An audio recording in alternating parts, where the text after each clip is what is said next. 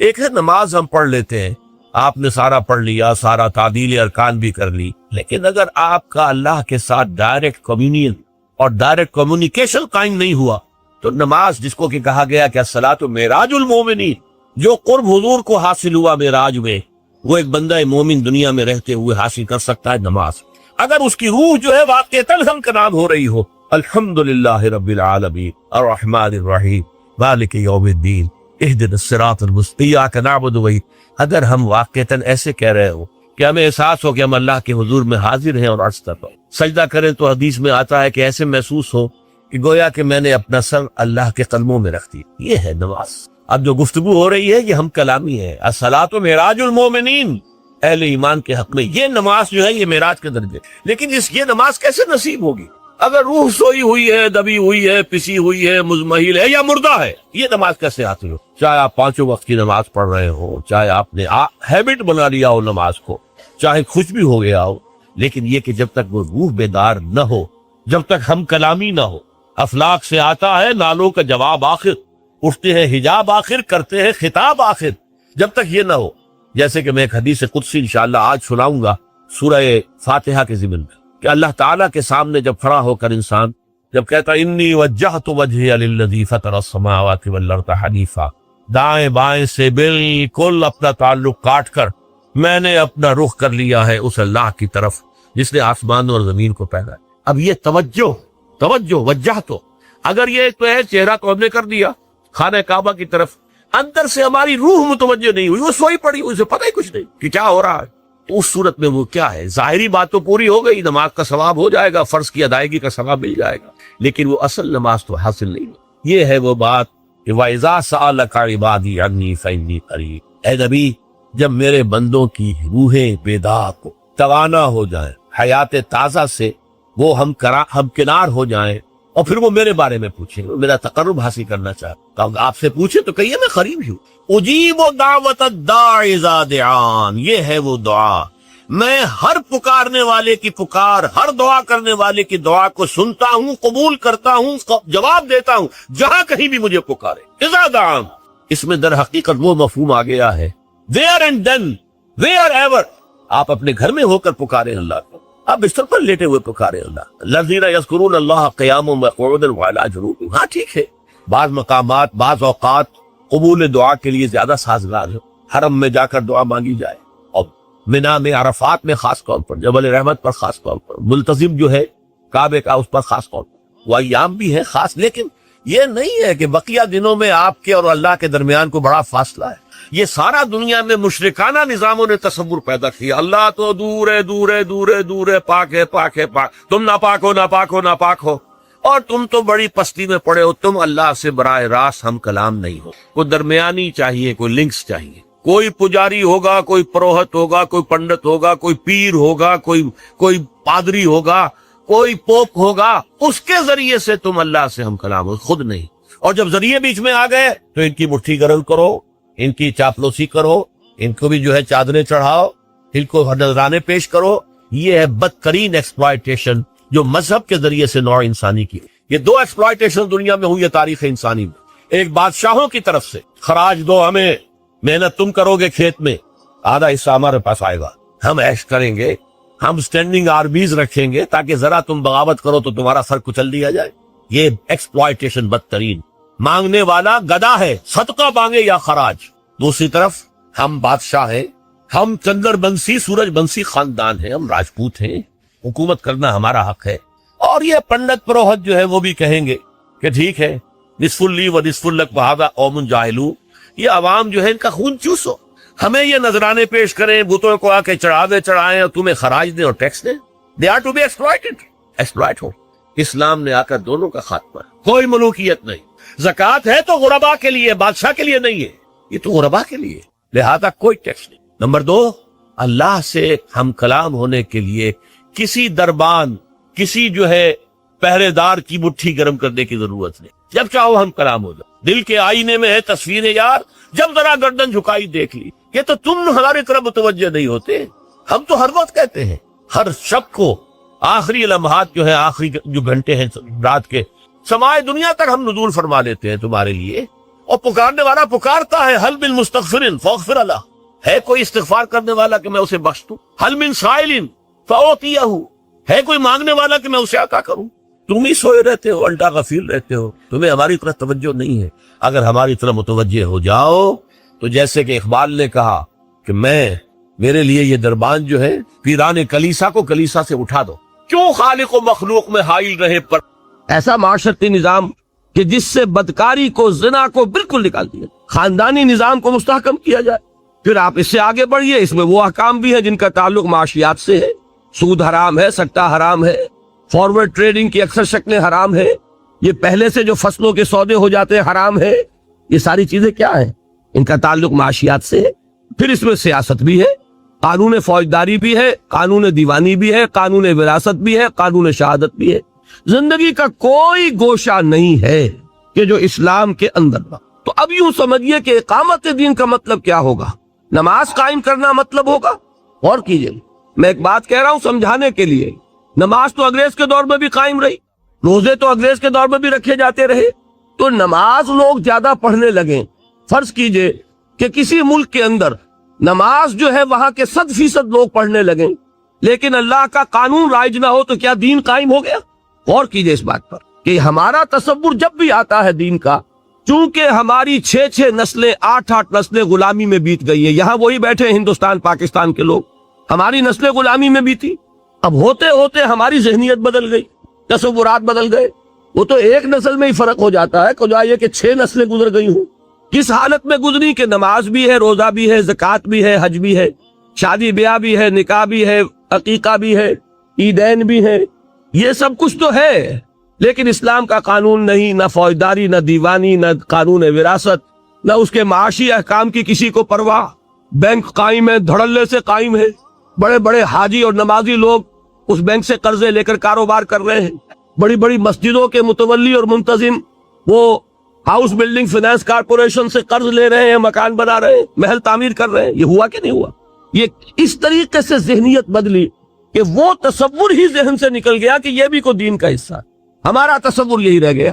لہذا کسی شخص کے دل میں دینی جذبہ پیدا ہوتا ہے تو بڑا تیر مارے گا، نماز زیادہ پڑھنی شروع کر دے گا، ابھی پہلے فرض پڑھ رہا تھا تہجد بھی پڑھنی شروع کر دے گا، لیکن یہ خیال نہیں آئے گا کہ میرا دین صرف نماز روزے کا دین نہیں ہے، میرا دین تو مکمل زندگی کا دین ہے، میرا دین تو پامال ہے، اللہ کا دین تو مغلوب ہے، اللہ کا قانون جو ہے اس کے دھجیاں بکھر رہی ہیں، انسانوں کے بنائے ہوئے قانون چل رہے ہیں۔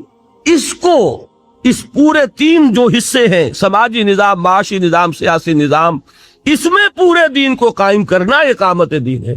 یہ ہے ان اقیم الدین ولا تتفرقوا فیہ۔ یہ کیسے ہوگا؟ جبکہ مل جل کر کام کرو، ایک جمعیت ہو، تفرقہ ہو آپ کا انہی چیزوں میں تفرقہ ہو جس پر کل میں بیان کر چکا ہوں، نور و بشر کا جھگڑا نہ چکے، علم غیب کا مسئلہ ہی حل نہ ہو، تو کہاں جمع ہوگے اور کہاں دین قائم کرو گے؟ دست و گریبان رہو گے آپس میں۔ لہذا ان اقیم الدین ولا تتفرقوا فیہ، یہ اقامت دین ہے۔ اس میں ذرا ہو سکتا ہے کہ کچھ حضرات اگر قرآن مجید کے تراجم کنسلٹ کریں تو انہیں احساس ہو کہ شاید میں نے ترجمے میں کچھ اونچ نیچ کر دی ہے، اس لیے کہ بعض حضرات نے ترجمہ کیا ہے قائم رکھو دین کو۔ غور کیجئے، قائم کرو دین کو اور قائم رکھو دین کو، فرق کیا ہے اس میں؟ قطعاً کوئی فرق نہیں۔ دین قائم ہے تو قائم رکھو، قائم نہیں ہے تو رکھو کس کو؟ پہلے قائم کرو پھر قائم رکھو۔ سیدھی سی بات یہ ہے، خیمہ ہے، خیمہ اگر کھڑا ہے تو اسے کھڑا رکھنا ہے۔ اگر تیز آندھی آ رہی ہے تو آپ کیا کریں گے؟ کھڑا رکھنے کی کوشش کریں گے، اس کے کھوٹے خوب اچھی طرح مضبوط کریں گے، رسیوں کو دیکھ لیں گے کمزور تو نہیں، ہو سکتا ہے اس کے بانس کو پکڑ کر کھڑے رہنا پڑے، رسیوں کو پکڑ کر ایک آدمی کھڑا رہے کہ خیمہ گر نہ جائے۔ کھڑا ہے، کھڑا رکھنا ہے، گرنے نہیں دینا، اور اگر گر گیا ہے تو اس کو کھڑا کریں گے۔ اس کو یوں سمجھیے کہ اگر کوئی شخص خلافت راشدہ میں پیدا ہو جاتا تو اسے دین قائم کرنا نہیں ہے، وہ قائم تو کر گئے محمد الرسول اللہ صلی اللہ علیہ وسلم۔ وہ محنت، وہ جد و جہد، وہ کوشش، وہ قربانیاں، وہ ایثار، وہ جہاد، وہ قتال، اس کے نتیجے میں دین قائم کر گئے۔ اب قائم رکھنا ہے، کوئی فتنہ ایسا نہ آئے کہ اس کو ختم کر دے۔ کیا ہوا تھا؟ جنہوں نے زکوٰۃ کا انکار کیا وہ گویا کہ اس دین کو ختم کرنے کے در پہ تھے۔ ایک آندھی آئی اور ابو بکر صدیق سینہ سے پر ہو گئے رضی اللہ تعالیٰ عنہ۔ نئے مدعیان نبوت کھڑے ہو گئے، وہ اس خیمے کو گرانے کی کوشش تھی، محمد کی نبوت کا اعتبار ختم کرنا تھا صلی اللہ علیہ وسلم، تو اس دین کو قائم رکھنا تھا، کھڑے ہو گئے، ان کے ساتھ قتال کیا، سینکڑوں حفاظ ایک جنگ میں شہید ہوئے، جنگ یمامہ، اور یہ کس سے تھی؟ یہ نئے مدعی نبوت سے جنگ تھی۔ تو یہ کیا ہو رہا ہے؟ ابو بکر صدیق کے زمانے میں دین کو قائم رکھا جا رہا ہے کہ حضور قائم کر کے حوالے کر گئے، اب اسے قائم رکھنا ہے۔ اور اب ہم جس حال میں ہے، قائم ہے دین، تو رکھے کس کو؟ اصل میں یہ ہے مغالطہ، قائم کرو اور پھر قائم رکھو، یہی ہے۔ تو نتیجے کے اعتبار سے کوئی فرق واقع نہیں۔ تو یہ ہے اقامت دین، اور یہ بات جان لیجئے کہ اقامت دین سے، وہ نماز کی میں نے جو مثال دی ہے، کہیں آپ یہ نہ سمجھنا میں نماز کی توہین کر رہا ہوں، ہر چیز اپنی جگہ پر آئے گی۔ دین کو قائم کرنے کے لیے جو تربیت درکار ہے، اس کا سب سے بڑا ستون جو ہے وہ نماز ہے، لیکن دین کو قائم کرنا، اس کے تقاضے کچھ اور ہیں۔ ایک مکمل نظام زندگی کی حیثیت سے اس کو برپا کرنا، قائم کرنا، غالب۔ تیسری اصطلاح وہ ہے جو قرآن مجید میں 3 مرتبہ آئی حضور کی بعثت کے ضمن میں، هو الذی ارسل رسولہ بالہدی ودین الحق لیظہرہ علی الدین کلہ۔ وہی ہے اللہ جس نے بھیجا اپنے رسول کو صلی اللہ علیہ وسلم الہدی یعنی قرآن حکیم اور دین حق دے کر، تاکہ غالب کرے اسے کل کے کل دین پر۔ یہ دین کا غلبہ، اس کے کیا معنی؟ دین کے معنی لفظی طور پر ہے اطاعت۔ اطاعت کا ایک نظام ہے، جیسا کہ کل میں سمجھا چکا، اولاد والدین کی اطاعت کرے، شاگرد استاد کی اطاعت کرے، جو آپ کے چودھری ہیں، محلے کا چودھری ہے، آپ اس کا کہنا مانیے، لیکن ان تمام اطاعتوں پر اللہ کی اطاعت غالب ہو جائے۔ یہ ہے اظہار دین حق۔ ان 3 آیات پر میں نے ایک مرتبہ مفصل گفتگو کی تھی، پھر اسے کتابی شکل میں شائع کیا، امت مسلمہ کے لیے 6 نکاتی لایا ہے عمل۔ آج میں اسے 4 نکاتی بیان کروں گا۔ 3 نکات تو ان 3 آیات میں ہیں جو سورہ آل عمران کی میں نے آپ کو ابھی تلاوت کر کے سنائی ہے، اور چوتھا بلکہ پہلا نکتہ وہ سورہ نساء کی آیت کا ہے۔